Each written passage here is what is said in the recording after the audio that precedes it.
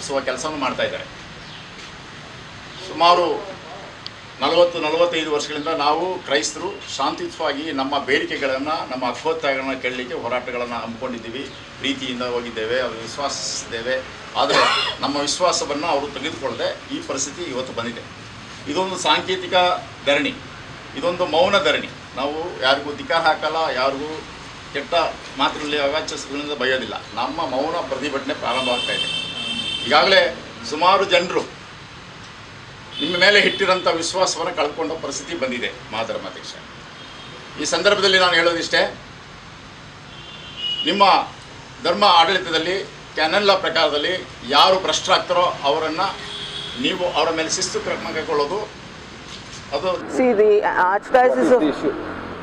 Archdiocese of Bangalore is a very big diocese. It has got umpteen number of properties and things like that. It has yet to be assessed as to how much is the amount of property that we have as the Archdiocese. The problem here is there is a system which is running and operating or administering the entire property or the financial things.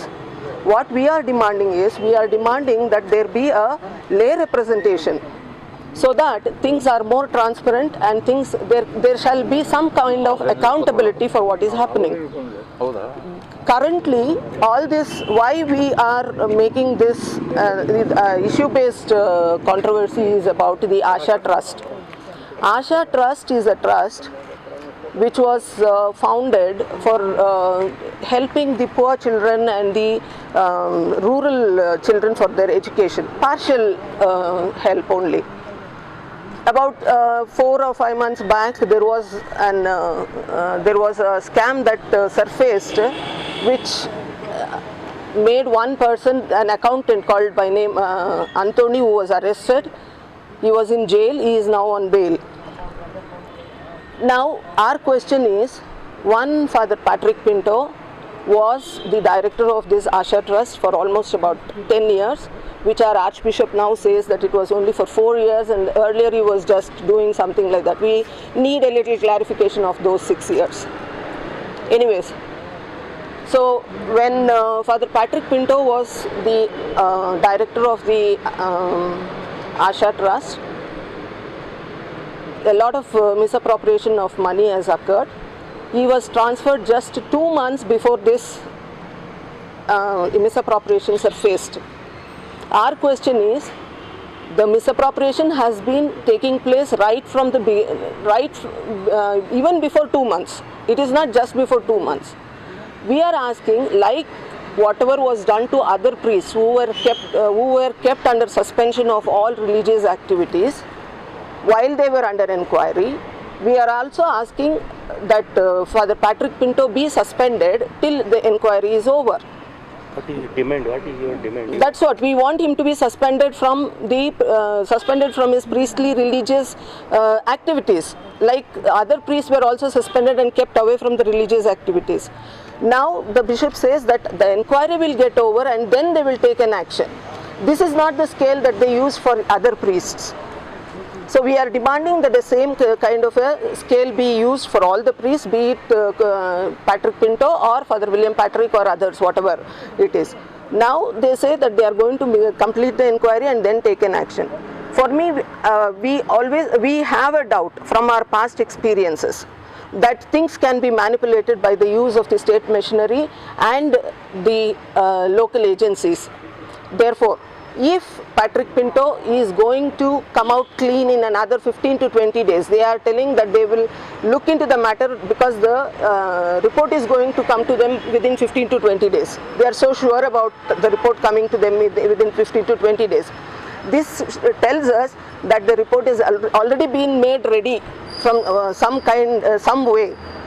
ಇವತ್ತು ಆಸಾ ಟ್ರಸ್ಟ್ನಲ್ಲಿ ಏನು ನಡೆದಿದೆ ಅವ್ಯವಹಾರದ ಬಗ್ಗೆ ಸುಮಾರು ನಾನು ನಮ್ಮ ಸಂಘದಿಂದ, ಅಖಿಲ ಕರ್ನಾಟಕ ಕಥೋಲಿಕ ಕ್ರೈಸ್ತ ಕನ್ನಡ ಸಂಘದಿಂದ ಮತ್ತು ಮಾತುಕತೆ ಪತ್ರಿಕೆಯಿಂದ ರೈತಾರಿಣಿಯವರು ಪತ್ರಗಳನ್ನ ಬರೆದ ಮೂಲಕ ಅವರ ಮೇಲೆ ಕ್ರಮ ಕೈಗೊಳ್ಳಿ ಅಂತ ಒತ್ತಾಯ ಮಾಡಿದ್ದು.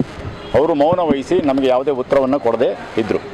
ಈ ಸಂದರ್ಭದಲ್ಲಿ ಇವರು ಧರ್ಮವನ್ನು ಆಳುವಂಥ ಧರ್ಮಾಧ್ಯಕ್ಷರು ಎಲ್ಲರನ್ನ ಸಮಾನತೆಯಿಂದ ನೋಡಬೇಕು.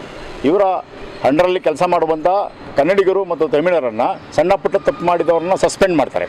ಆದರೆ ಇವತ್ತು ಅವರೇ ಒಂದು ಸ್ವಂತ ಜಾತಿಯವರನ್ನ ಕೊಂಕಣಿಯವರ ಗುರುಗಳಾಗಿರೋದ್ರಿಂದ ತಪ್ಪು ಮಾಡಿದ್ರು ಕೂಡ ತಪ್ಪು ಮಾಡಿಲ್ಲ, ಅವ್ರನ್ನ ರಕ್ಷಣೆ ಮಾಡಬೇಕು ಅನ್ನೋ ಉದ್ದೇಶ ಇಟ್ಕೊಂಡಿದ್ದಾರೆ. ಅದರಿಂದ ಇವತ್ತು ಅಖಿಲ ಕರ್ನಾಟಕ ಕ್ಯಾಥೋಲಿಕ್ ಕ್ರೈಸ್ತ ಸಂಘ ಸಾಂಕೇತಿಕವಾದ ಒಂದು ಹೋರಾಟವನ್ನು ಇಂದು ಧರ್ಮಾಧ್ಯಕ್ಷ ಮನೆ ಮುಂದೆಲೇ ಅವ್ರ ಮೂಲಕ ಅದನ್ನು ನಾವು ಪ್ರಾರಂಭ ಮಾಡಿದ್ದೇವೆ. ನಮಗೆ ತಿಳಿದ ಮಟ್ಟಿಗೆ ಅವರು ನಮಗೆ ಸಬೂಬು ಹೇಳಿದ್ದಾರೆ, ನಾವು ಅದು ಮಾಡ್ತೀವಿ ಇದು ಮಾಡ್ತೀವಿ 15 ಸಲ ತಿಂಗಳಿಗೆ. ಸತ್ಯ ಇಲ್ಲ, ಅವ್ರು ಕೊಡೋದಿಲ್ಲ ನಮಗೆ ನ್ಯಾಯ. ಈಗ ನಮ್ಮ ಉದ್ದೇಶ ಅಂದರೆ ಇಡಿ ಸೆಂಟ್ರಲ್ ಗೌರ್ಮೆಂಟ್ ಇಡಿ ತನಿಖೆ ಆಗಿರುವಾಗ ಅಥವಾ ಸೆಂಟ್ರಲ್ ಗೌರ್ಮೆಂಟ್ ತನಿಖೆ ಮಾಡ್ತಾ ಇರುವಾಗ ಕೂಡ ನೀವು ಅಪರಾಧಿ ಅಲ್ಲ ನಿರಪರಾಧಿ ಅಂತ ನೀವು ಇಟ್ಕೊಳ್ಳೋದು ತಪ್ಪು. ಅದನ್ನು ತಕ್ಷಣ ಸಸ್ಪೆಂಡ್ ಮಾಡಬೇಕು.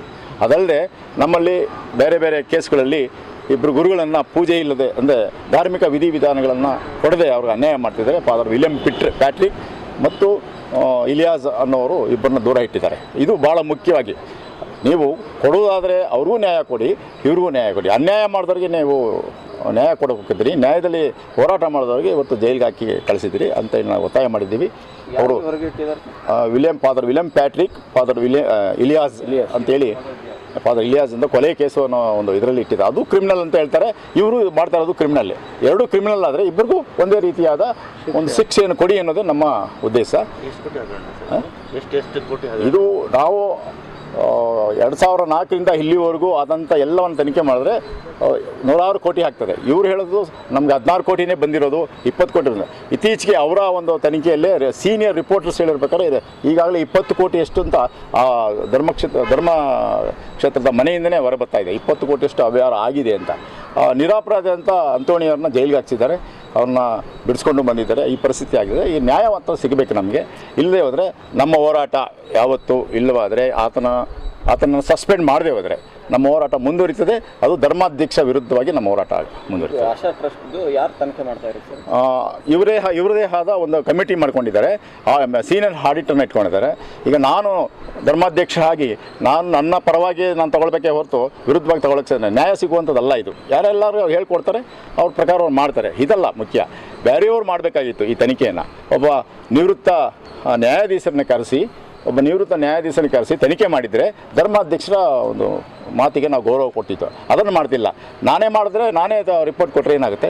ಅಲ್ಲ, ಅನ್ಯಾಯ ಹಾಗೆ ಆಗ್ತದೆ. ಬಿಷಪ್ ಅವರು ಮಾಡ್ತಾ ಇರೋದು ತನಿಖೆ. ಬಿಷಪ್ ಅವರು ಅಧ್ಯಕ್ಷ ಆಗಿರ್ತಾರೆ, ಬೇರೆಯವ್ರು ಇದು ಮಾಡ್ತಾರೆ. ನಾವು ಒತ್ತಾಯ ಮಾಡೋದು ಅಂತ ನೀವು ನ್ಯಾಯ ಕೊಡೋದಾದರೆ ತಕ್ಷಣ ನೀವು ಒಬ್ಬ ನಿವೃತ್ತ ನ್ಯಾಯಾಧೀಶರನ್ನ ನೇಮಕ ಮಾಡಿ. ಈ ಪ್ಯಾಟ್ರಿಕ್ ಪಿಂಟೋ ವಿರುದ್ಧ ಏನು ಅವ್ಯವಹಾರ ಆಗಿದೆ ಅದು ತನಿಖೆ ಆಗಲಿ ಅಂತ ನಮ್ಮ ಒತ್ತಾಯ.